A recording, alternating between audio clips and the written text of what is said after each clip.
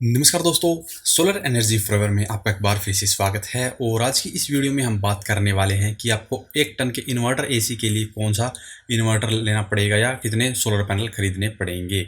तो यहाँ पे मैं आपको टेस्टिंग के साथ में दिखाऊंगा, बाकायदा आपको इन्वर्टर एसी का लोड भी दिखाऊंगा कि कितना मैक्सिमम लोड पे वो जाती है। तो उसी आधार पे आपको इन्वर्टर खरीदना होगा, क्योंकि जो मैक्सिमम लोड उसका होगा उससे उससे ज़्यादा कैपेसिटी वाला आपको इन्वर्टर खरीदना पड़ेगा। हालांकि इन्वर्टर एसी का एक फ़ायदा ये होता है कि जो उसका मैक्सिमम लोड होता है वो कुछ टाइम के लिए ही होता है। जैसे कि आपने मान लीजिए अपने रूम का टेम्परेचर सेट कर दिया 24, और जब तक आपका एयर कंडीशनर 24 टेम्परेचर तक नहीं आता है तब तक वो फुल लोड में चलेगा, और जैसे ही उस सेट किए हुए टेम्परेचर पे वो पहुंच जाता है तब वो उसकी पावर कंजप्शन है वो कम होती है और धीरे धीरे कम होती रहती है। और जैसे जैसे आपका कमरा वो ठंडा होता रहता है वैसे ही उसकी पावर कंजप्शन काफ़ी कम हो जाती है, आधे से भी कम हो जाती है। तो यहाँ पे मैं आपको सबसे पहले ही इसकी टेस्टिंग करके दिखाने वाला हूँ, जो कि मेरे पास है 1 टन का और एमस्टर्ड कंपनी का ये इन्वर्टर एसी है और 3 स्टार का इन्वर्टर एसी है। और इसकी आप यहाँ पे रेटिंग देखेंगे तो इसकी जो मैक्स पावर कंजप्शन इसके ऊपर लिखी हुई है वो 1200 वोट है। तो यहाँ पे जो इसकी कंजप्शन लिखी हुई है ये स्टैंडर्ड कंडीशन में टेस्ट की हुई है, इसलिए 1200 वोट है। यहाँ पे आपको भी पता है और मुझे भी पता है कि हमारे पास में वो स्टैंडर्ड कंडीशन कभी भी नहीं आती है, इसीलिए जो इनकी पावर कंजप्शन है वो यहाँ पे दी गई पावर कंजप्शन से हमेशा ज़्यादा ही होती है। तो यहाँ पे आपको स्टेबलाइजर वगैरह का इस्तेमाल करना पड़ता है, तो वहाँ पर आपकी पावर कंजप्शन है वो थोड़ी सी और बढ़ जाती है। तो चलिए मैं आपको यहाँ पे टेस्ट करके दिखा देता हूँ।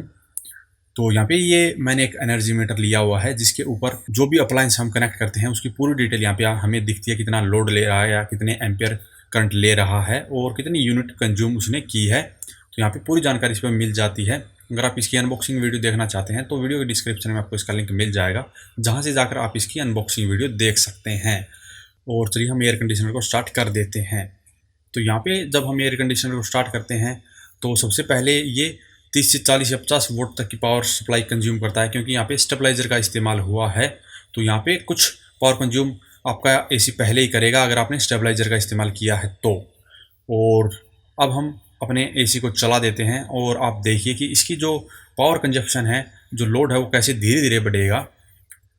तो इन्वर्टर एसी का यही फ़ायदा होता है कि अगर आप इन्वर्टर एसी का इस्तेमाल करते हैं तो उसका जो लोड है वो एकदम से नहीं बढ़ता है, और जैसे ही जो सेट किया हुआ टेम्परेचर होता है वहाँ तक पहुँच जाता है तो धीरे धीरे वापस जो लोड है वो कम हो जाता है। तो इसलिए आप इसे इन्वर्टर के ऊपर भी आराम से इस्तेमाल कर सकते हैं।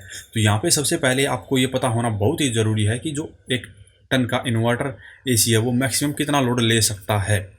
तो यहाँ पे हम देखेंगे मैक्सिमम ये कितने लोड पे जाएगा। तो यहाँ पे स्टार्टिंग में आप कितना भी टेम्परेचर सेट कर दीजिए, मान लीजिए आपके रूम का टेम्परेचर वो 35 डिग्री पे है, तो आप अगर 30 डिग्री पे भी अपने इन्वर्टर एसी को सेट कर देते हैं तो स्टार्टिंग में ये फुल लोड पे ही चलेगा, चाहे इसे 30 या 25 या इसकी मिनिमम जो इसका 16 टेम्परेचर है उस पर भी आप सेट कर देंगे तो स्टार्टिंग में फुल पे ही चलेगा। और जब तक आपके रूम का टेम्परेचर जो आपने सेट किया और टेम्परेचर वहाँ तक नहीं पहुँचेगा, मान लीजिए आपने 24 टेम्परेचर वो सेट कर दिया है एसी के अंदर, तो जब तक आपके रूम का टेम्परेचर वो 24 तक नहीं पहुंचेगा तब तक ये फुल लोड पे चलेगा, चाहे उसके लिए इसे 1 घंटा लगे या 2 घंटे लगे या 4 घंटे लगे। और ये डिपेंड करता है कि आपका रूम कितना बड़ा है, आपके रूम में कितने अप्लायंस वगैरह चल रहे हैं।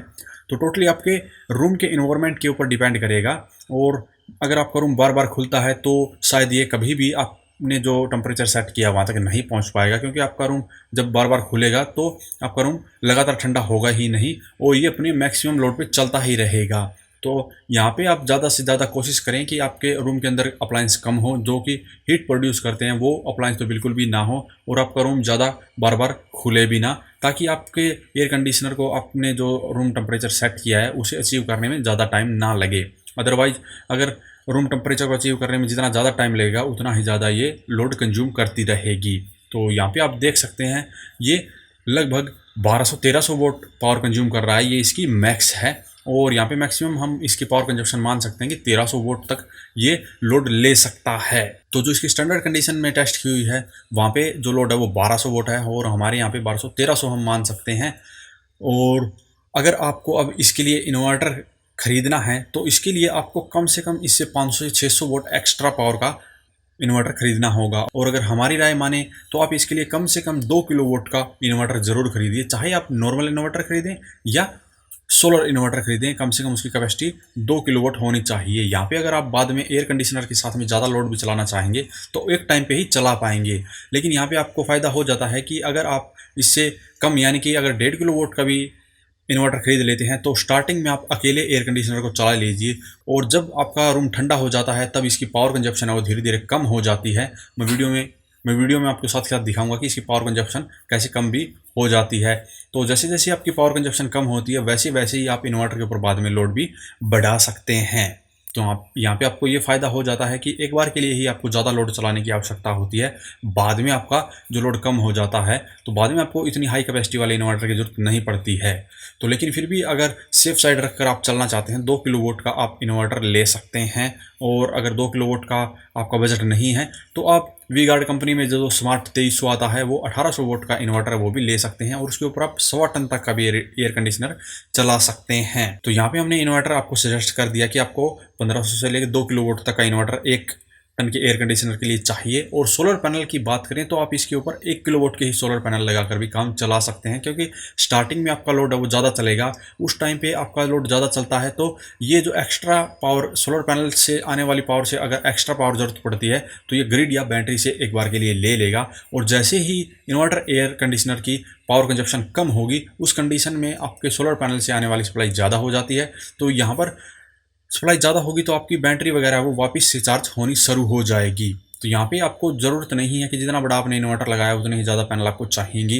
हालांकि अगर आपको इन्वर्टर एयर कंडीशनर के अलावा भी और अप्लायंस चलाने हैं तो आप यहाँ पे सोलर पैनल भी एक्स्ट्रा लगा सकते हैं, जो कि आपके लिए और भी ज़्यादा बेनिफिशियल ही होंगे। अगर आपको यह वीडियो पसंद आया हो तो वीडियो को लाइक करें, शेयर करें, साथ ही हमारे चैनल को सब्सक्राइब करें। सब्सक्राइब करने के साथ साथ बेल आइकन को जरूर दबाएं ताकि इसी प्रकार की इन्फॉर्मेशनल वीडियो आपको समय समय पर मिलती रहे।